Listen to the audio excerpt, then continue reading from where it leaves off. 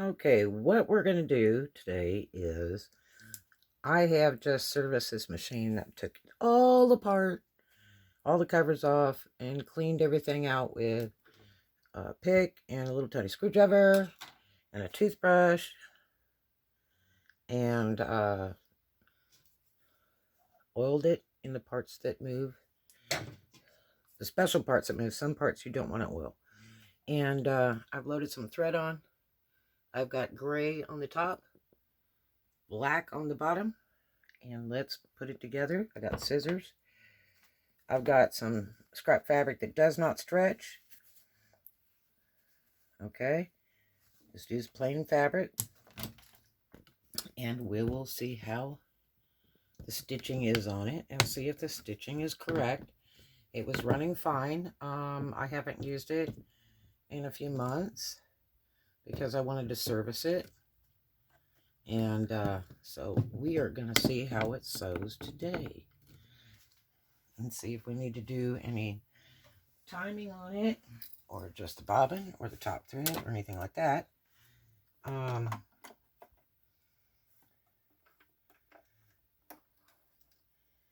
imagine you could probably use a hair of timing if it needs anything. But maybe not. So I've never set the time on this machine. I've adjusted all other ways, but not the time. This is my workhorse right here. And I've got all these others that I've got to work on. And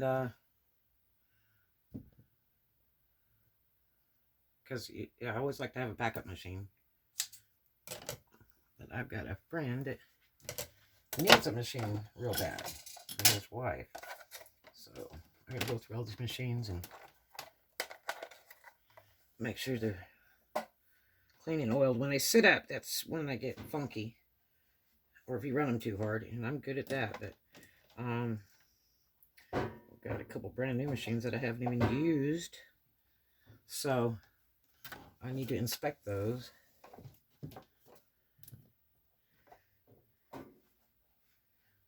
But you really want to keep them lubricated because they I got my new light bulb in here. Because what they do is it wears the metal out on them. It's just like a car. So you've got to service them or pay somebody to service it. And they ruin them or they won't sew and drive you nuts. But I've done a lot of commercial sewing since I was like 12. But now I've sewn since I was a little tiny girl. My mother taught me how to sew. And then I took sewing every year I went to school. In grade school, in high school, in junior high too. And I did my first fashion show of all my own designs in high school. I think I was a freshman or sophomore. That is all my own designs. And that was really cool. I was pretty proud of that.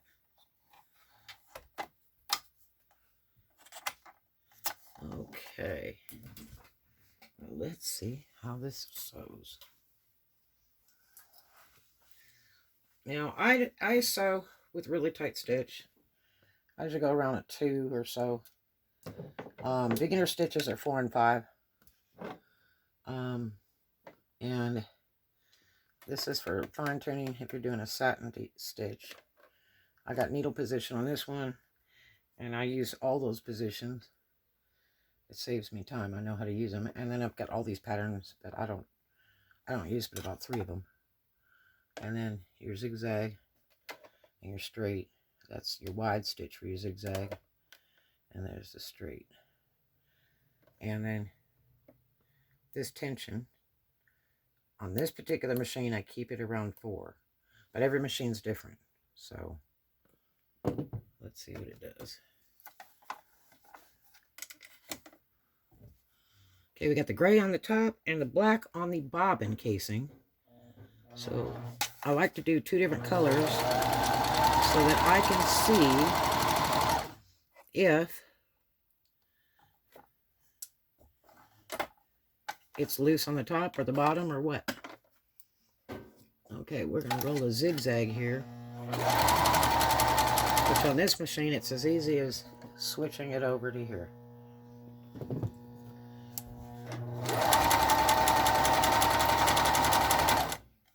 Let's see how we look. And it's best to use a non-stretching fabric because you can see what your tension is like. So,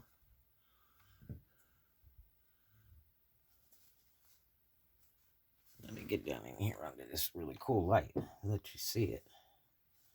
Okay, that's my back with the black.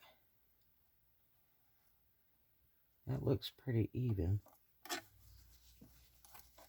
And you don't pull on the fabric, on this fabric, on the non-stretch, because you want to see what the machine is doing. It'll run it through by itself. It'll feed it automatically.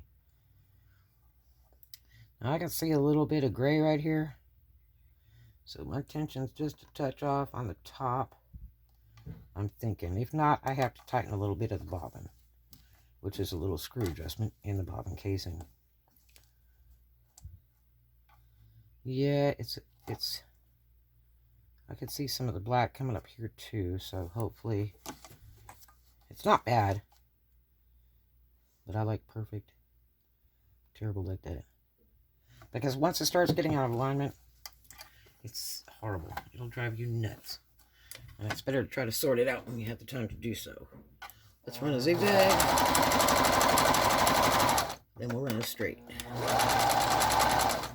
I'm going to run it out on a 5. See how that looks.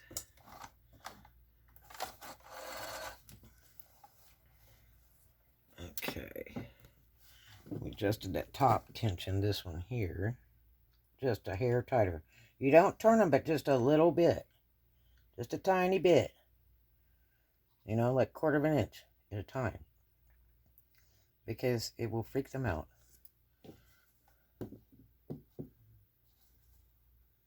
That looks pretty good. But now I'm thinking the bobbin might be just a hair off. But it's good. I mean, it's sewable. But you should not see the other color on the bottom. I'm just seeing dots, little tiny dots of that gray.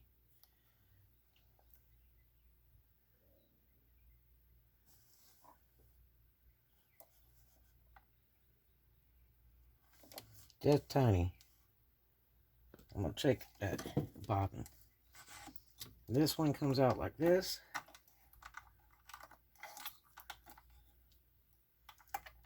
I'll take this. Pull this out. Take this. And on this particular machine, you have to twist it to get the lever out. So you can get the bobbin out. I may need to take this cover off.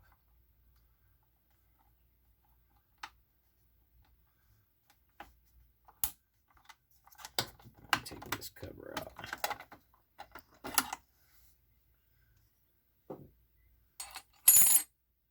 See, it has a little doodah there. This here. This has got to be, not all of them the same. You have to twist this out to get this casing out. So, here it is. See, that's what that is. That's the bottom. This is the top. This is the side.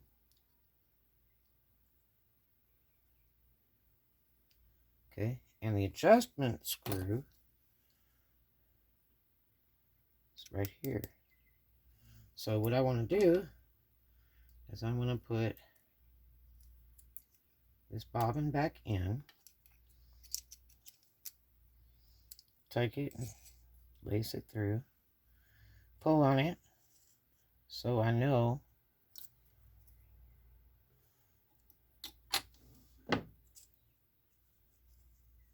how tight it is. And actually, it could use a little tightening. Let me see if I can do this the right way. Turn this little screw just a hair.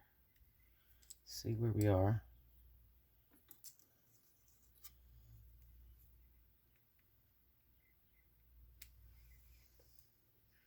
You might have to do it a couple times.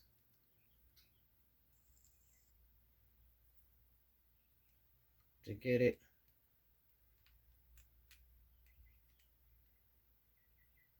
exactly the way you want it.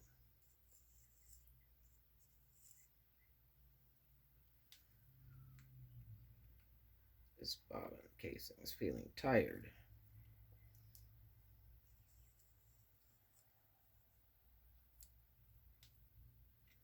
Let's see what it does here.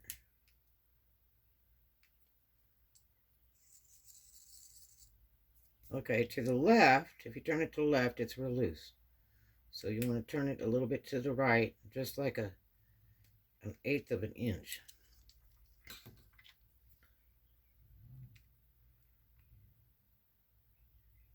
I think this one's just about wiped out. And they're usually about 30 bucks. But it's okay because it's still sewing very nicely. I mean, it'll hold up to what I need to do. Because I have to do the car interior on one of my cars. And I do face masks for the hospitals and people. Put this one back up.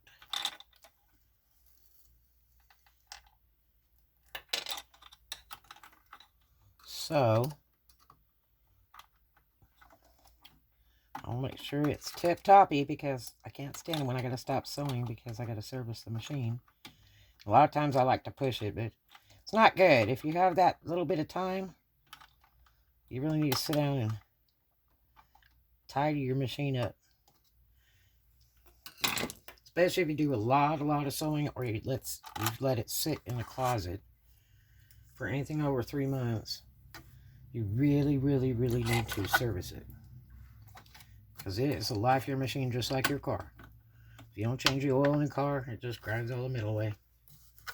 It's got to have lube. And I do a lot of feature fabrics, so they get caught up in here. All that metal stuff and the sequins and all that junk. They really clog the machine up.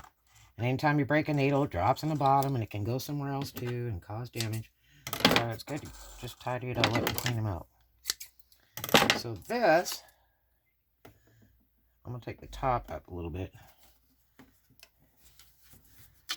Because the bobbin is tired. That bobbin casing. Let's see where we are now.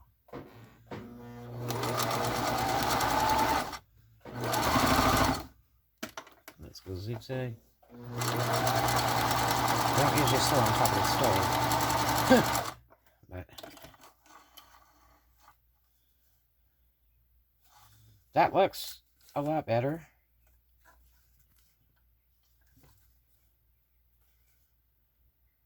Oh yeah. That sure does look a lot better. So I don't have any of those dots at all on there. Where I had little dots on the corners of the gray, because I've got the gray on top and the black on the bottom. Use 2 different colors. It can be orange for that matter. It could be white and black, whatever.